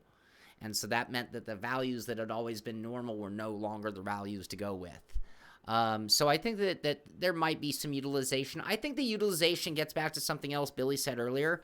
So when I look at like the AccuForce software, the SImpit Commander, for example, you can actually put in the things that you want in your force feedback and remove what you don't. So if you really were really demanding, like, this is exactly what I want and only what I want, you could actually do that. So when I was talking about the Fnatic being an early access, I'm kind of crossing my fingers that their software is a little bit like Sim Commander and that you can do some of that. Because like I like a almost obnoxious amount of road noise because it just reminds me that I'm driving. Like sometimes I will forget what I'm doing if it's not just reminding me that, hey, you're going 200 miles an hour, you know? And so I like a little excessive road noise, and that's okay. But that should be a flavor that I should be able to control because somebody else might find it completely unrealistic, completely obnoxious, and want it removed. So, and honestly, those desires have nothing to do with the direct drive wheel because these are things I've wanted for a T300, for a G29, for a club sport. You know, I want to be able to turn up and down independent factors, and some people want to feel a lot of rotation, some people want to feel none. Some people want to feel more weight in the wheel when they're locked up on the brakes. Some people want to feel none, or not locked up, just before lockup, to feel really heavy wheel so that when it does lock up, it goes completely light. You know, and other people might not want that at all, you know, because it's going to change. Everything you're describing is everything that I have basically turned off. But that's a perfect, you know, example because, you know, and this is the other thing. If it's your own opinion, you can never be wrong, right? Sure. Like it's only when you're trying to tell somebody else, oh, well, you got to turn your force feedback off or you're not doing it right. And it's like, well, hey, what works for you is best. Always, period. I don't care for talking. That's my comment on the day for life, not sim racing. If you want to turn your force feedback up to the, you know, the highest strength of whatever wheel you have, and that's the way you want to run, by all means, have fun, do it. Now, if you're going to ask me how do you get faster, I would tell you to lessen the strength of your force feedback because it's actually inhibiting you from making quick left to right changes. Yep. That's my opinion. I But think it it's doesn't better mean to. that the way they're doing it is wrong. It just means that's the way you like to drive your wheel. And that's the biggest thing about the direct drive. I think you work the opposite direction, because I'd actually dare to say that people should start with as little force feedback as possible and increase it to the point that they're like, okay, this is what I want. I would agree. Versus working the other way down. Like, let's not do the 100% force feedback challenge and then find out what's the most I can withstand. You know, like you're not going to get where you should be under those circumstances. Gary gives us a quick question. Would you rather have a direct drive wheelbase or a motion rig for more realism? I, for one, would rather have a motion rig for forces closer to the real thing. But then he puts question marks, which means he's maybe not sure about that statement. What would you do? What would Shaun do? I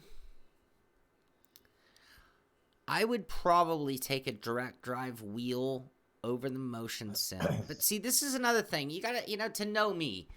When it comes to my hobbies, I'm not always just about what makes me best. Sometimes I become a connoisseur as well.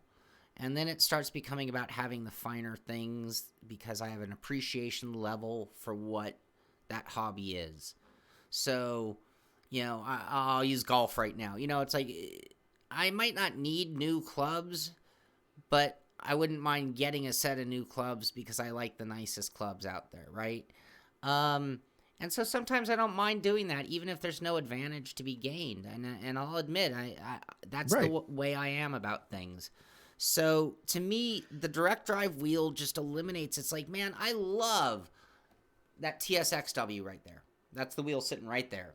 Love that wheel. It is a great sim racing wheel. You will win race after race on that wheel. At the same time, I'm like, man, that looks like a Schwinn Cruiser, if you were into bicycles. Because, I own a carbon fiber Colnago on the opposite end of the spectrum on the bike scenario. Right. And when I look over there at that Fanatic DD with just the original oval, Formula rim, the black, not even the carbon, that looks like real race gear to me. But the plasticky part of this still catches my eye and ruins the visual. Once I'm holding it in my hand, it's a great wheel. And then motion kind of gets back to what Billy was saying. Motion, to me, is the best immersion that you can add. I still don't feel that it makes me faster any more than a direct drive wheel has never made me faster. It's just that next level of connoisseur. Yeah, it's really fun. When you get used to it, it's really awesome. And maybe you can dial in the cues that you want to get the most out of it. So, for example, I don't like much left to right movement in a motion sim. Like, I don't like being moved like this, especially on a seat mover I think style. it's counterintuitive if you're asking me. I think that it's trying to simulate something that doesn't actually happen. But that's... Well, because the car doesn't roll that much at all. Your body moves in the seat belts, but the car didn't move like that. And then the other thing for me is, on the other hand, I love almost excessive amounts of forward and backward when it comes to braking and acceleration, because it just feels super cool and I love doing it. I love hitting the brakes and having it be like, whoa, and you feel like it's just like your eyes are going to come out, and I'm like, that's awesome. And the same thing when it kicks you back, under acceleration, you're like, dude, that's some horsepower. So I do love those factors, but needs and wants for me are separated and almost never have a sensible crisscross either. If you're going to ask me if I would spend money on any of those things, I would not. I am perfectly happy with what I have. I don't have butt kickers. I've tried, but that same guy had a set of butt kickers, and then probably a couple years ago, I went down to LA and with a couple friends down there, had a sports car friend, guy had motion, and got to try that. I do not know what it was. I think it was a DIY. I don't think it was from a company, but I'm not positive. It's just, I wouldn't spend my money on that. Mm-hmm. it's just not for me. It doesn't do anything. The one thing I haven't tried that I would like to try is the retraction loss stuff, because that intrigues me. I don't know if it's going to do the thing that I want it to do, but the traction loss thing intrigues me, and I would like to try that before I say definitive yes or no.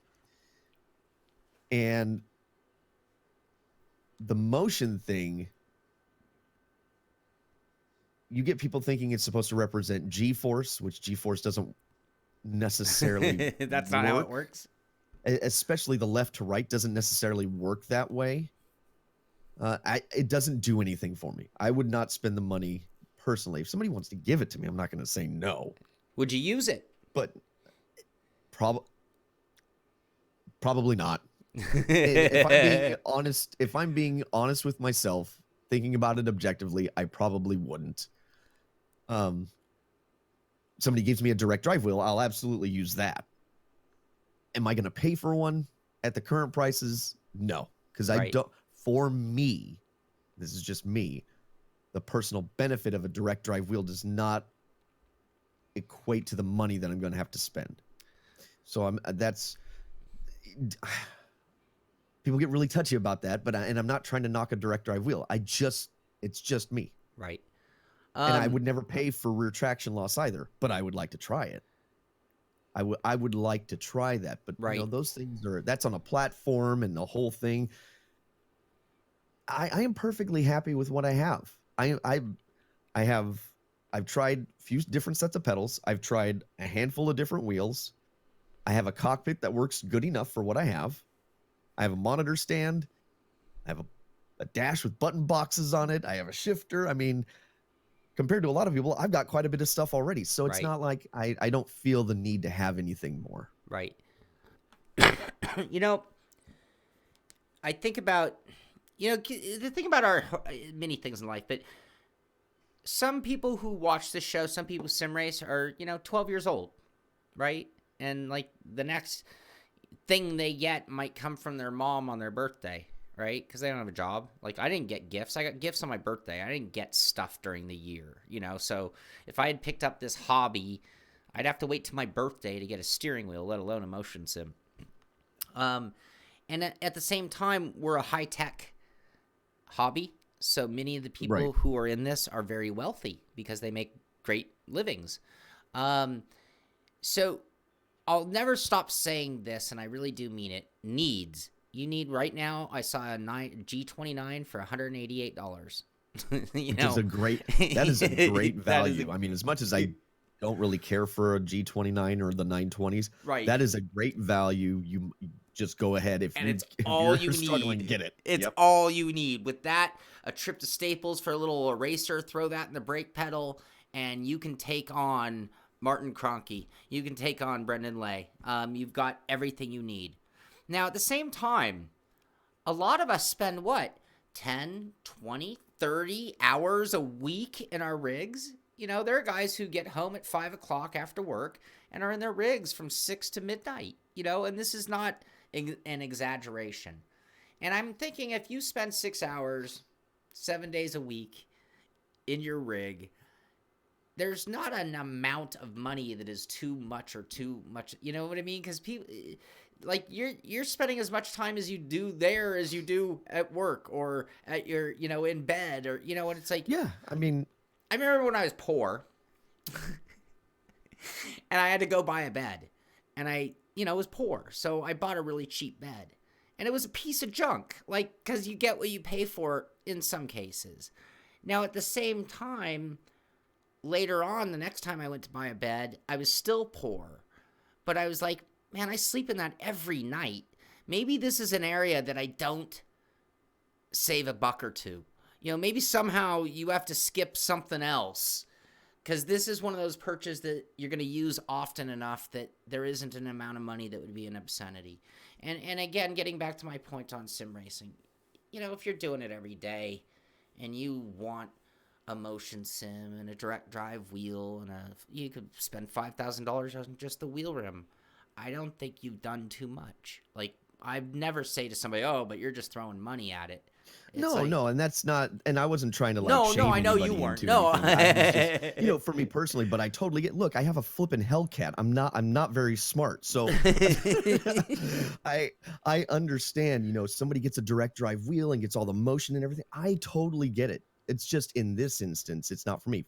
Look, when I was racing my sprint car, I bought a full blown big rig with space to haul a second car and a second motor and all the spares coming out my ears for the car in case we crashed. Did I need that? Absolutely not. And now it made it easier if we were going to multiple shows, Right. over the course of a couple days, or if Right. I crashed really hard, or Sure. if we had an engine problem, it made it easier. But it is not necessary. There is nothing I accomplished with that hauler, Right. 44-foot trailer and a big old Volvo. There's nothing that I accomplished in that I couldn't have accomplished in my little 24-foot trailer that I Right. still have. Right. My Just good pull it old with Dodge a- Ram 2500 Yep. that I pulled with it for years, Yep. So I totally get why people Yep. want to buy those things. Yeah. So I wasn't trying to shame anybody and like, you shouldn't need that. No. I'm guilty as well, just in a Yeah. different area. That's all. I'll never forget the line from Ferris Bueller, and I don't know it word for word, but when he's doing his joking about the Ferrari, and he's like, "And if you have the means, I highly recommend one."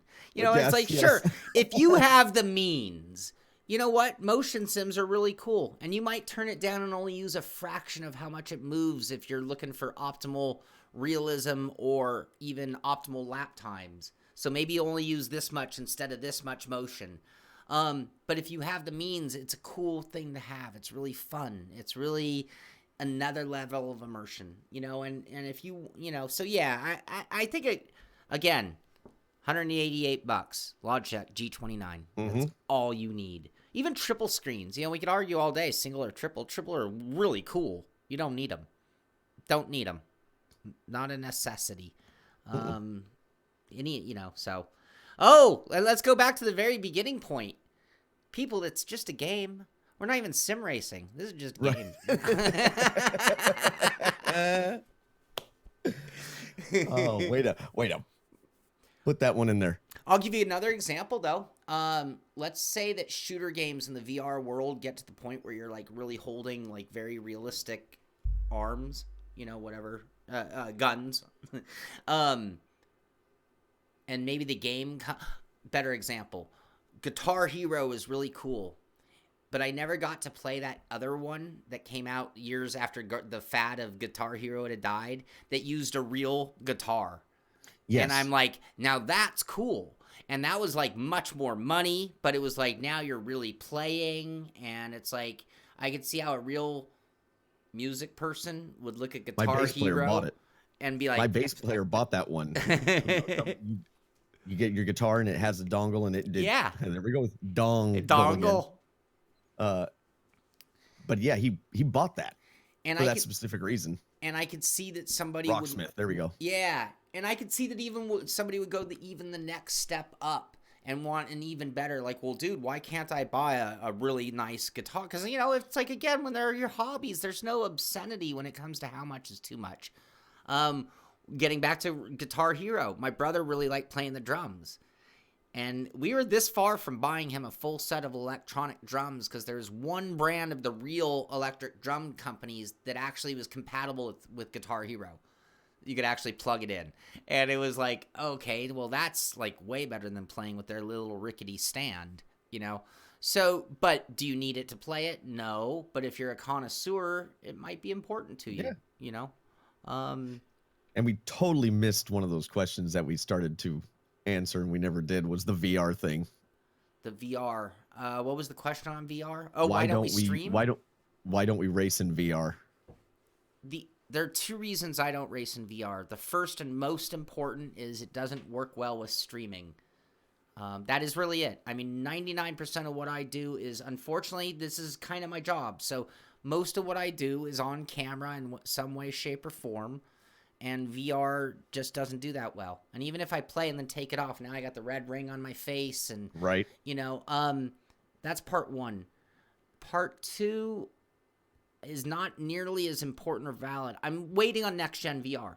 VR is awesome. I have VR. This is my VR rig right here. You can't see it. Right there are 2 sensors. Right there is a Oculus. I love VR. I love VR. But it just doesn't work well with what I'm doing, and I'm still waiting on the next version. And what I love about VR is where it will go more than where it is.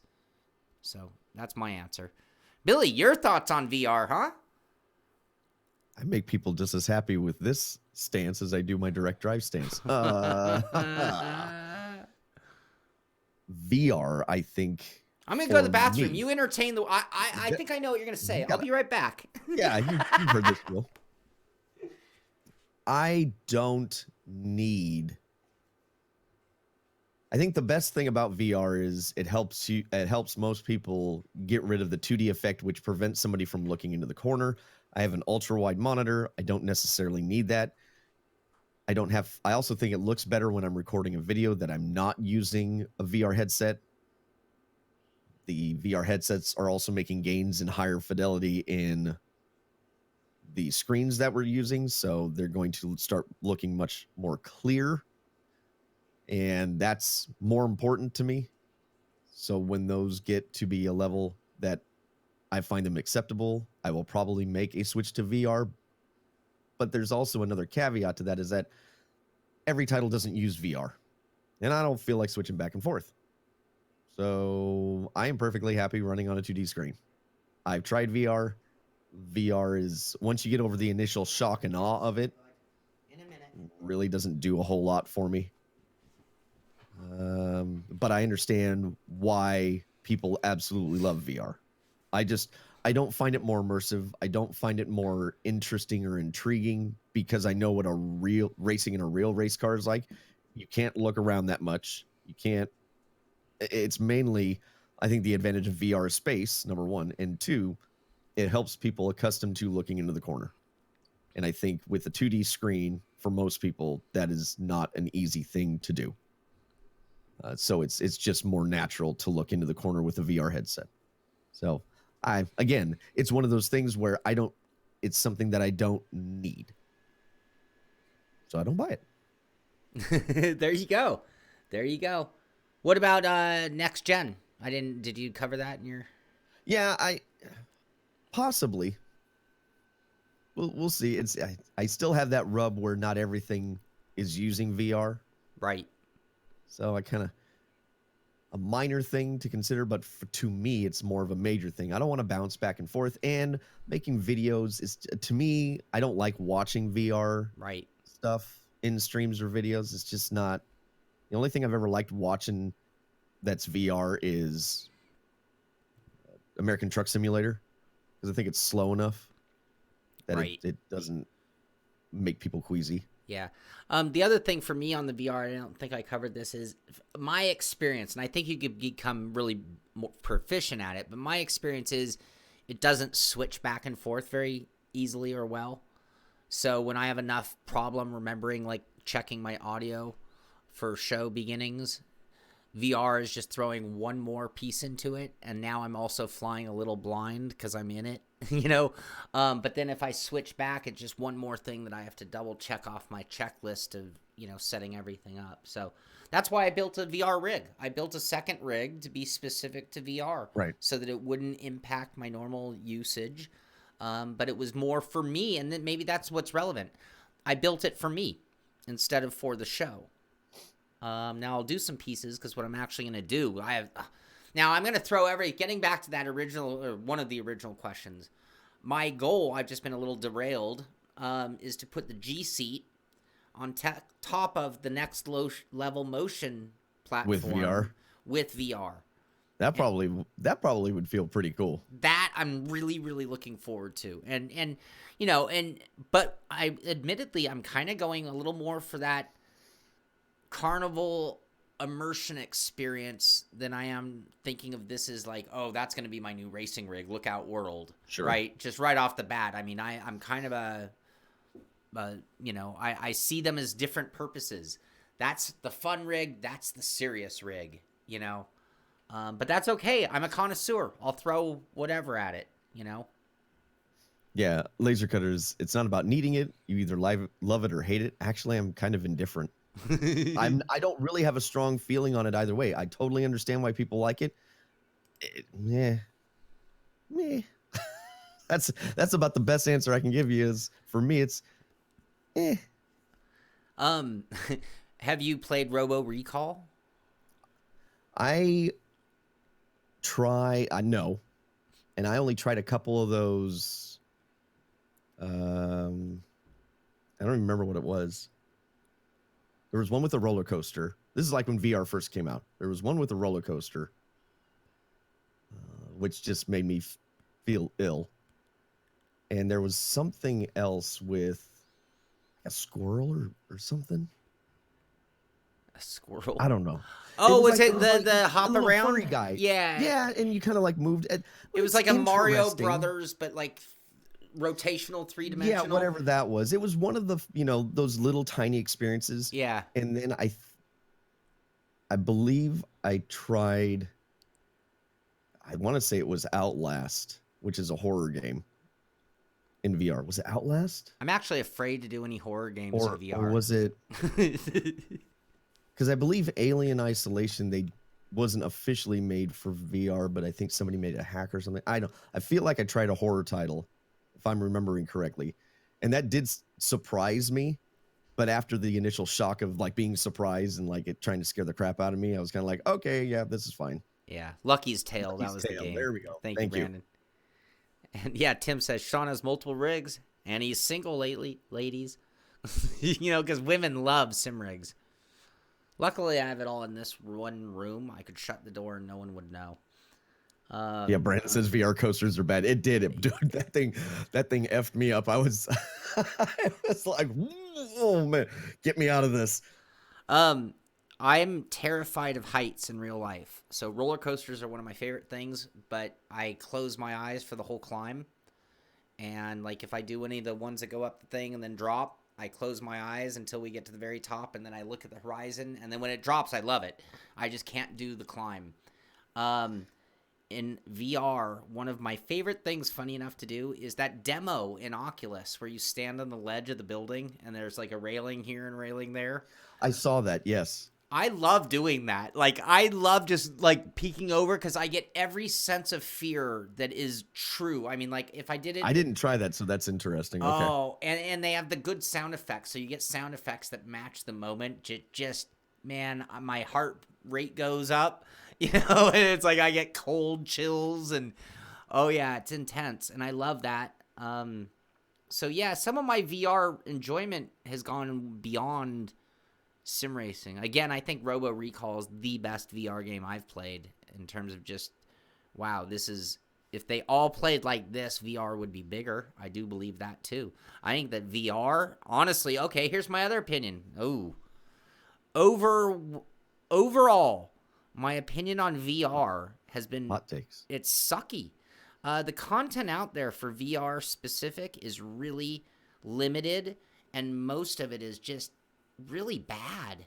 And it's like, I've used this technology well enough to know their tracking capabilities. So when it's bad, I'm like, that's the developer's fault. That's not the VR's fault. It's the developer's fault. Right, and that's part of the problem is it's a two-way street, and if the software isn't supporting the hardware, then it's not necessarily the VR headset's fault. Yeah. I every other week I go on looking for a game worthy of buying, and when I read reviews or look at like comfort levels is something I'll look at, and it's like if it's uncomfortable, then it's a crap VR game. Like there's no reason you should play something that makes you nauseous. That's not a good VR game. Right. And I've had a really hard time. Sim racing always works like a champ though. Sim racing in VR is awesome. It always, on the games that support it, it always works great. They are saying Alien Isolation was playable in VR, and Cranky specifically says Mother VR. So I believe I'm having a hard time remembering because I played through all of Alien Isolation before I had experience with the VR headset, so that's why I'm having a hard time remembering what it is. But I think I did play that one in VR, and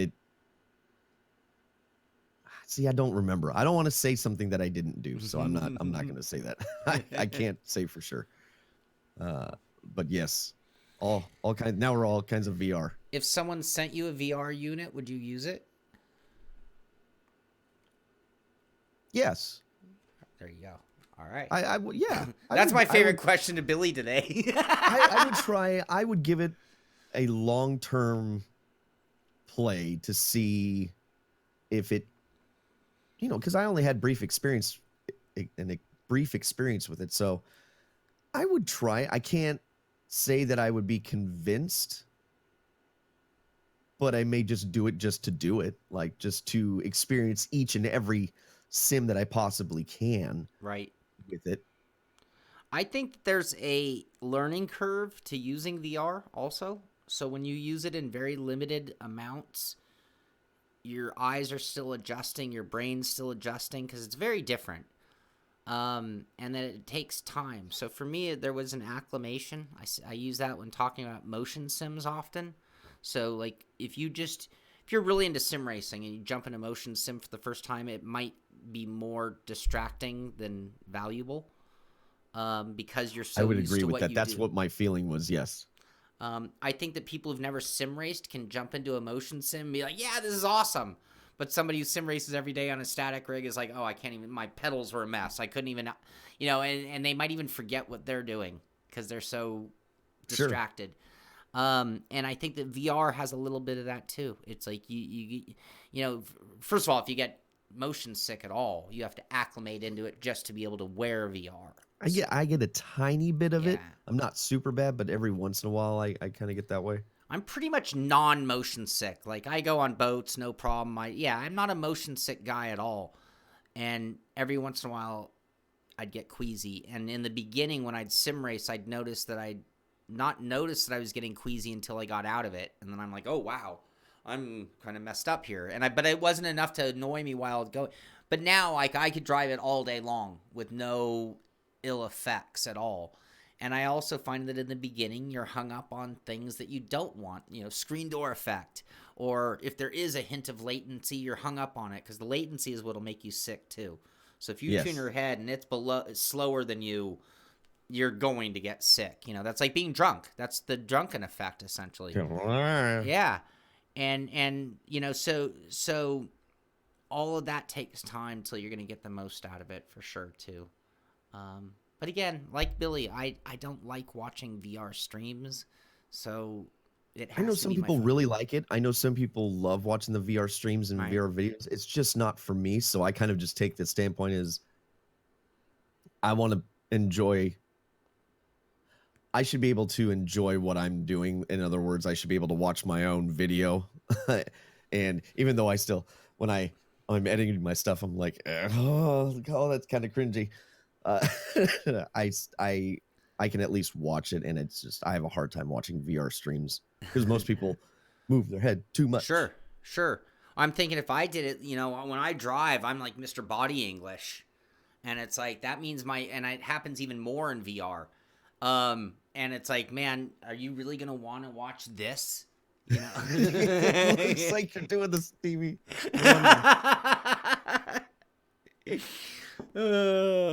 All right. Okay, well that's today's show. Damn, we didn't even get to news or anything. We really didn't have a whole lot of news to begin with, so that's kind of why we were.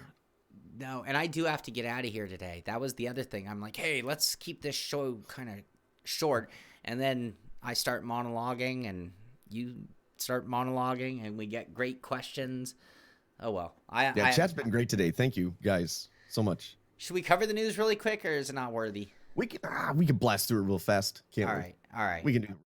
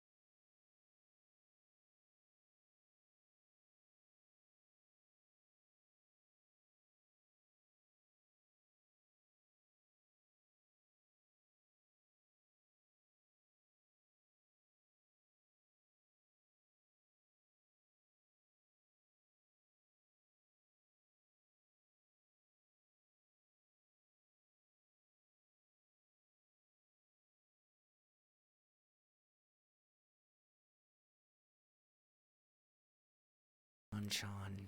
It's not my fault. This should not be switching on me. It really shouldn't. I don't know what I did that would have switched it. Oh, I know what it was. It's because... Audio, hello? Billy, you there?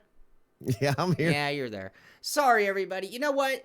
When I got the grounding issues, I just realized what's caused this. When I got the grounding issues, I completely changed everything in here trying to figure out why I was having an audio issue. That meant rewiring everything, and everything on my system switched back to default. So normally I like to blame Windows at these moments in time, but I have to blame Shaun. So, all right. I think we were saying there was very little news, and Billy was telling us about the Dirt Rally.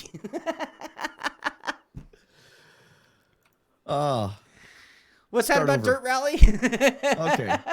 Dirt Rally Season 3, Season 1 week, whatever it is now. I already killed the article. But the Subaru Impreza and the Ford Focus RS Rally 2007 is coming along with the Germany Rally, which was already in the first Dirt. I believe the two cars are coming next week, and then the Rally for Germany is the following week. Take it away. That's the Germany from the previous game, right? Yes. All right. What else? Fnatic had a post in their community page. I'm going to mention the actual link here because anybody who's getting a DD1 or DD2, you should really know about this page because it's kind of downplayed on their website. But it's the web address is fnatic.com/forum/categories/blog. And that's where you're going to find this story about talking. The DD2 motor is permanently the motor that will be in the DD1. So now the big difference between the two is horsepower and compatibility with the PlayStation, I guess, would be the two big factors. They are electronically limiting the motor. So the big motor is going in the little motor and is being electronically limited to only be the little motor, which I find a little interesting. With that also is going to be some price changes. So the pricing is already going up on the wheelbases, and I don't know the exact difference. That's what I didn't know for sure, exactly how much they are going up, but they are already changing the price. So for example, the DD1 is going to be $1199.95 USD, and it's going to be $1599.95. I think that's $100 more if I'm not mistaken for the podium racing wheel. So there's going to be a price change, or are these the original prices? I can't remember, but they're blaming R&D and things like that. Also, they're changing the warranty from 2 to 3 years. But the main reason I'm telling you this, so if you're interested in the story and want to know the exact numbers, you can check it out there.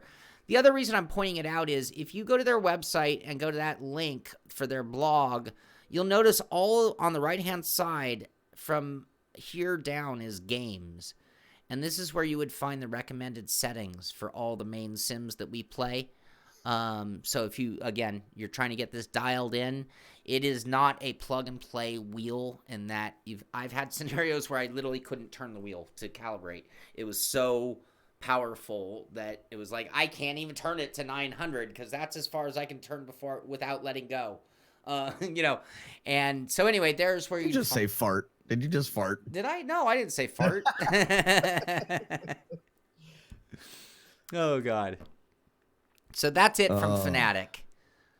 Oh, boy. Yeah, now people are going to be in a riot. It's the same damn motor. Hey, I feel you. I've seen some comments out there, but, and I guess that makes sense why they'd have to change their pricing because they're technically giving you more hardware, but... Yeah.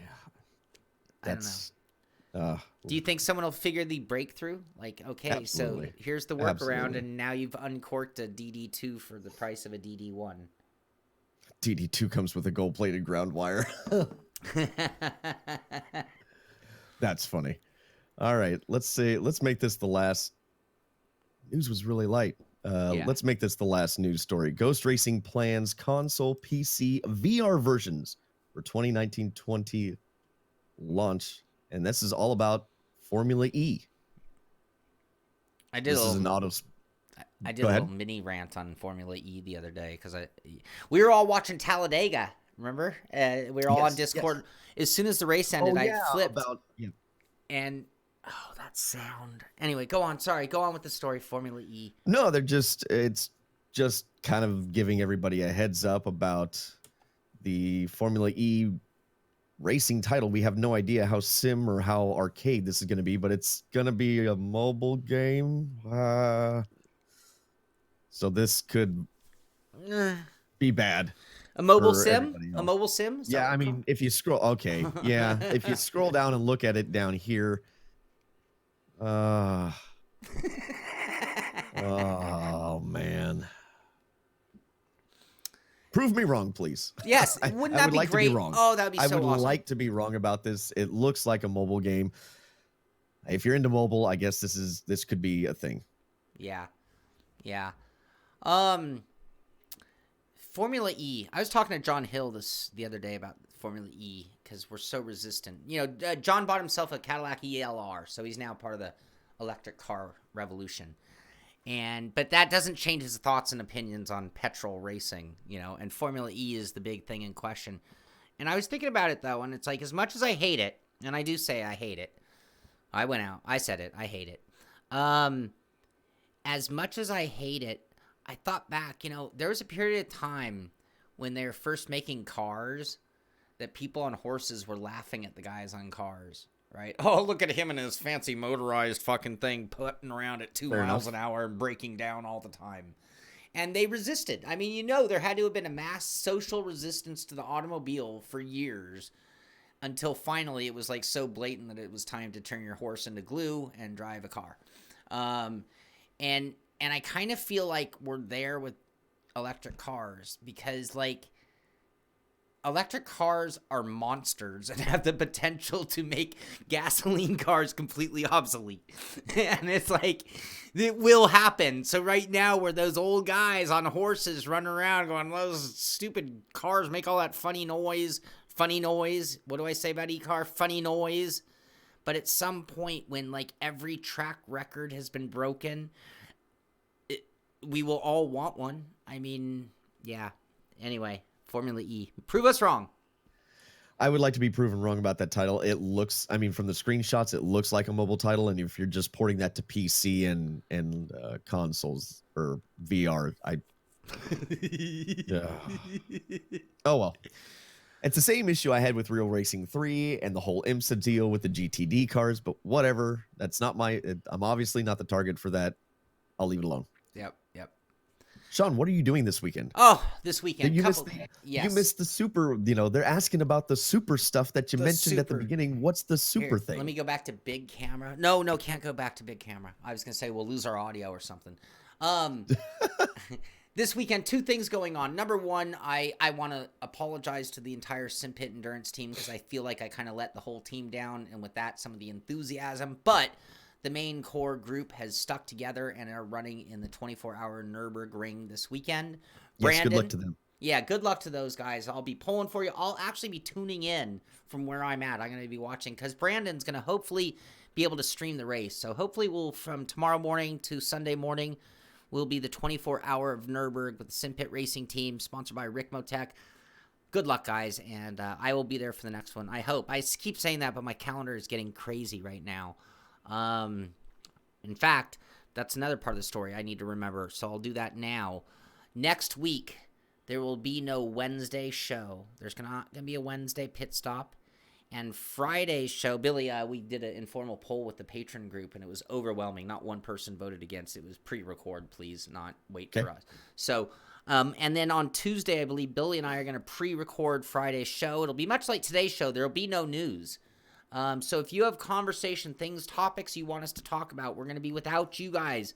We're going to premiere it, so it'll launch at the normal time on Friday. But we won't be here for that one. We'll pre-record it. So that's the schedule for next week. I am going to North Carolina, and I'm going to be working with Hendrick Motorsports. I'm kind of excited. So that's pretty cool. Yeah, that's my next week plan. And then this weekend, I'm leaving right now. My car is loaded, and I'm leaving right now. As soon as I press that button right there, I turn off these lights. You mean this button right here? Yeah, this one. Guys. Boom. I get to leave. This is the Willow Springs. They're calling it the Lucky Dog Desert Dash, and I'm going to get to drive the Aqua Volvo once again. Awesome. And I'm getting up there today. I didn't realize the car was going to be there, and we can practice today. So for like Good. $75, I get to drive. Good for you. Yeah. That ought to be fun. Yeah, you know what? $75. I was like, you know what I'm you a little need jealous. to do? Thank you. I'm so excited. I'm super pumped. So, yeah, I'm gonna be gone from right now until Sunday night. I will do a couple of live streams. Let's see. I forgot about one critical factor. The SImpit is gonna be streaming the race. I might have to either stream on my Facebook channel or on the crew channel. So you're going to have to stick around and look for notifications, subscribe to our channel so you know what's going on. And I'm going to do a coverage. This time I'm going to record quite a bit. Excuse me. And do a, little story on what it's like to do these events. The last thing I'm going to say, Great. getting back to what we said earlier, because it relates to this. I'm pretty open about it. It cost me about $1,000 to go do one of these race weekends. You know, that's like driver fee, car rental, and then lodging and everything else is extra. So it could be as much as $1,500 if you're spoiled and want to stay at the Hilton or something, you know. What I'm getting at is when you're weighing, like, do you need a direct drive wheel? You know, it's like, well, racing on a $188 wheel leaves a lot of money in the bank to be able to pursue other dreams and hobbies, you know? And so we all sim race because we'd really like to real life race, or a lot of us sim race because we'd really like to real life race. But at $1,000 a weekend minimum, that cuts into the sim rig budget, you know? And it should, because I always tell people real life should trump sim life, you know?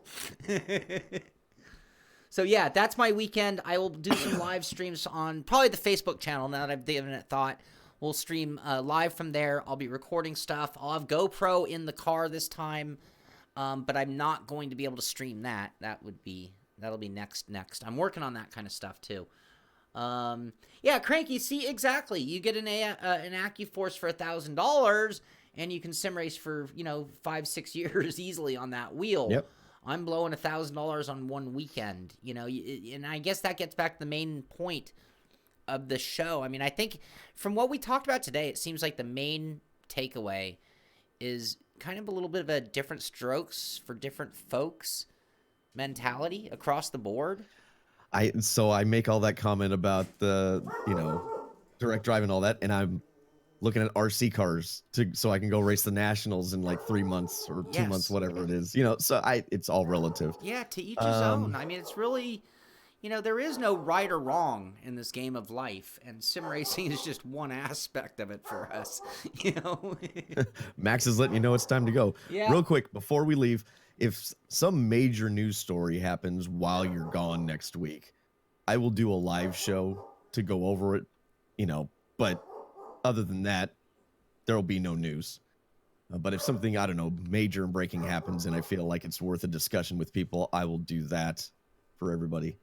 Other than that, we also are on SoundCloud, iTunes, Stitcher. So if you want us on the go, you can listen to us there. I should download one for the drive. Episode 19? Yeah, 19. 19? This is episode 19. So awesome. Thanks to everybody for hanging out. It's been a great chat. It's been a great episode today, even though we really didn't do anything with the news. Well, and thank you all. I mean, why was today such a great show? Because we had just great chat from the community. So thank you guys. And again, anything you'd like me and Billy to discuss without you next week, email me, Shaun, SHAUN at SImpit.com. And who knows, we might add it to the show. Anything else on your mind, Billy? I'm good. I want to let you get going. I know how much we as racers get antsy the day of when we can sit in the car. So yeah, I didn't sleep at all last night. I mean, like a cricket chirped and I'm like, oh, time to get up. And yeah, so I'll be running on fumes by Sunday night. So. Oh, real quick too, I wanted to say I will also be Monday night or Monday afternoon and evening. I will actually be in the studio recording guitar for my band. For 3 songs, so I may or may not be able to do something. At least I'm going to try and record, but I may be able to live stream. Depends on how they feel about that. But I almost forgot, just in case anybody's interested in the music stuff. Awesome. That'll be cool. Of course we want to hear it. So let us know. I'll be checking it out on the road. Maybe no, Monday I'll be back. I'll be here. Okay. So, anyway, I guess that's gonna do it. Happy Friday. Get out there, do some racing, live your dream. Get out there and live your dream. Do what you want to do and enjoy your life as well. That's gonna do it for this one. All the feels. Thank you for being here, everyone. Thank you for making it such a fun show each and every week. This is Beyond the Sim. I'm Shaun Cole. That's Billy Strange, and we'll see you on the track. See you guys later.